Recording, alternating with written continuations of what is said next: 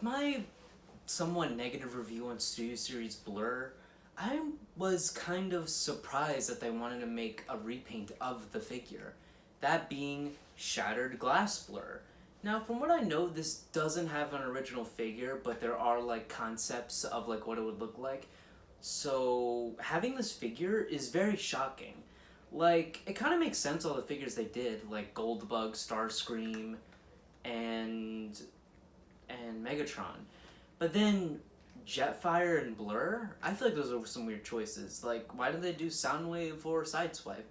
I don't know. But let's see if this guy owns up to being a Shattered Glass figure, and let's see if he still has a butt ugly head sculpt. And here we have Shattered Glass Blur in his robot mode.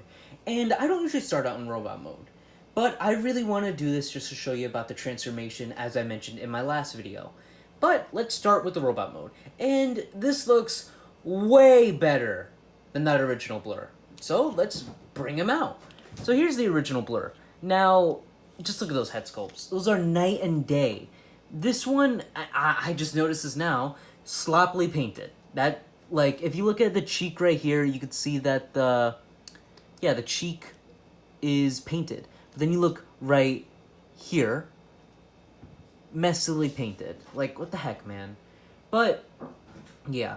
The difference between this Blur is basically the head sculpts and the paint job. This Blur's head sculpt is not accurate to the box. I mean, the original wasn't accurate to the box, but has a lot of character. This Blur is a sneaky, mischievous bounty hunter fella. And I feel like that comes across perfectly in this head sculpt. Yeah, the lips are a bit weird. It almost looks like someone cut like a face in Play-Doh, but I don't mind it. Now, taking the original Blur out of the way, this figure's paint job is very, very nice. And yeah, I mean, for Shattered Glass, they have loads and references of like what this is based on. I don't know the original reference to what the Shattered Glass Blur's paint job is, but I will say I do like it, and it does contrast nicely with this original Blur. I like the darker tones. I like a lot of this. I like the yellow screen in the middle. I'm glad that we have more Shattered Glass figures. So let's go to this figure's accessories. It comes with the same things as the original Blur, but cast in gray plastic. And these look fine. Honestly, I don't really care about these accessories. Yeah, I mentioned this one is cool, but I wish this figure came with like 2 guns or something else. I don't know. I feel like we didn't need this, or they could have just thrown in someone else's weapons. I don't know. It doesn't really matter. But that's about it for the Blur in robot mode. It's pretty good. So let's go to the transformation.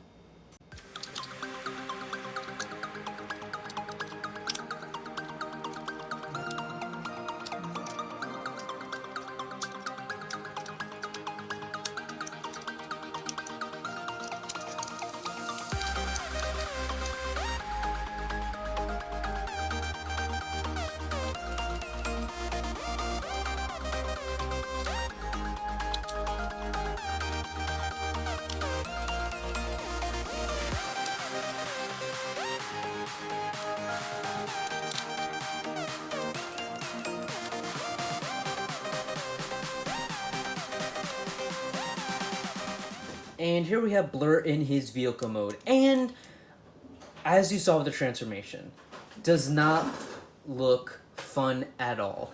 I mean, it looks nice. I feel like the outcome in this case is worth it. But for the original Blur and the Blur mold in general, it almost feels like you have to follow the instructions, which, in my opinion, for Transformers, you shouldn't have to follow the instructions. A figure, when you take it out of the box, you should be able to figure it out on your own.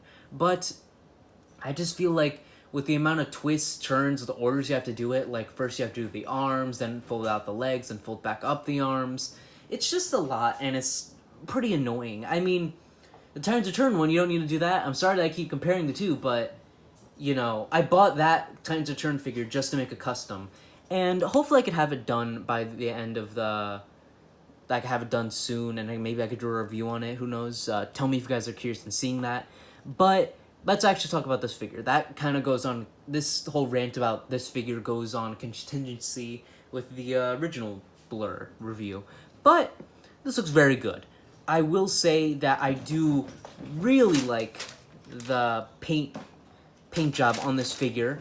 I think this little effect of like the cracking stuff, while being a new detail, I don't think that's on the original Blurr Shattered Glass Blurr toy, if there even was one. But I like this a lot. I do like the black and silver, and I feel like it turned out really, really nice. But before I continue talking about the vehicle mode, let's bring in the original Studio Series Blurr. Oops, forgot to fold this down. Forgot to fold this bad boy up a lot easier on the Titans Return version. There we go. Here we have the two together, and they look fine. The same weapon storage this figure has. You could put the gun right here. Not a huge fan of this, just because it kind of just sits there, but looks fine. Like I said, I wasn't originally a fan of this mold in general, so having a another Blurr figure of this mold, like the Siege Seekers, it works because that mold is good from the start. The Sideswipe mold, good from the start. Having a repaint of this, the mold was fine. It wasn't garbage, but yeah. But let's stop talking about this mold in general. I think this vehicle mode looks pretty dang good. But let's get this figure back in a robot mode and talk about the extra details I feel like are necessary to talk about this figure. Now for extras, I gotta talk about what else came with this figure. First off, the box. Now I don't often talk about the box unless it has significant details. Good box art, not bad. Back of package detail, not bad. Has an actual bio, which is pretty cool. But the big detail I want to talk about is the box shape. Now, let me just put this back. It's not your normal Studio Series or Kingdom box. Now, from what I've saw, and I kind of noticed this today while I was shopping, this is a very similar shape to the Jurassic Park Hasbro figures. If you want to see it, it's on the screen right now. Just the odd angular shapes right on the front of the box, the folds right here, I feel like those are really similar, and it could be a coincidence, it could not be, I'm not sure, but I just wanted to point that out. I do like this box style though, but it seems like we're going to be getting less of the plastic bubble in the future, which I guess is fine. More biodegradable, you know? And another thing I gotta talk about is the comic this came with. Now, I got this on Hasbro Pulse, so it promised a comic exclusive, Pulse exclusive cover. And here it is. And looks very nice, done by the amazing, hold on, I just want to confirm the name of who did the art. I'm pretty sure it's Guido Guidi, but trying to find a signature. I'm sorry. All right. So whoever the artist is, I will credit them on the screen right now. And next video, next Shattered Glass figure I have, I will definitely say the right name. I'm so sorry. But this is amazing art. But I will say, the normal cover is a bit better. I am a fan of this just due to the reference, to reference to one of the G2 comics, which is originally how the Shattered Glass idea started. But I feel like what they should have done is they should have had the... No offense, I think this is the cooler comic cover, this one right here, and they should have made this one the Pulse exclusive and this one the normal one, because it's a great cover already. I think anyone would be fine with it. But I do like the metallic detail on top. But yeah, that's about it for the extras this figure comes with. Every Shattered Glass figure will come with an exclusive comic, so I feel like that's a neat addition. But buyers, be warned.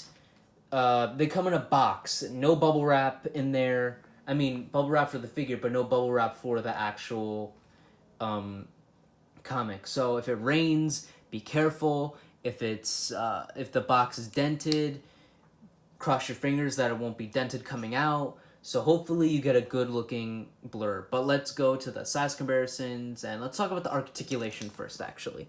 So for posability, he could look left and right.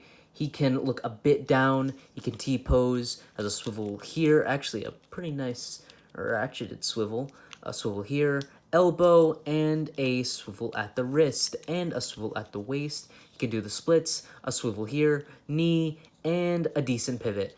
The same articulation as the normal Blurr, of course, but I wasn't going to leave out the articulation in case you didn't see that figure's review. But yeah, that's about it for this figure. Let's go to the size comparisons. For size comparisons, here we have Shattered Glass Blurr with Iron Shred, Blitzwing, Sound Barrier, Air Razor, Dinobot, and Kingdom Megatron. And let's also throw in Studio Series Blurr, Shattered Glass Optimus Prime, Shattered Glass Ratchet, and my custom painted Shattered Glass Rat-Bat. And yeah, just a little addition that I wanted to throw into the review. So my overall thoughts on this figure, I think it's a worthwhile buy. How many times do we get Shattered Glass figures? This is the first time in forever Hasbro has released official Shattered Glass stuff. Rodimus Unicronus doesn't count, they labeled him a Decepticon. But I feel like this should be celebrated. I feel like we should all be getting more of these Shattered Glass figures. Megatron looks very interesting, and Goldbug looks very interesting in my opinion. Those two I think are definite buys. I mean, I pre-ordered them all already, so I mean, I don't know what I'm complaining about. But I feel like if you want to skip the original mold, I say get this. Get the Titans Return Blurr and get this Blurr. I feel like they're worthwhile buys to get a free comic. It's a win-win, you know? So if you enjoyed this figure, please like, subscribe, and comment below if you even got this figure. I've heard mixed things about how you could get this figure. Like, some people believe that the Pulse listing was so you could get a comic with it, but I'm not sure like if this will be sold in retail or comic stores or whatever. But tell me what you think of this figure down in the comments below.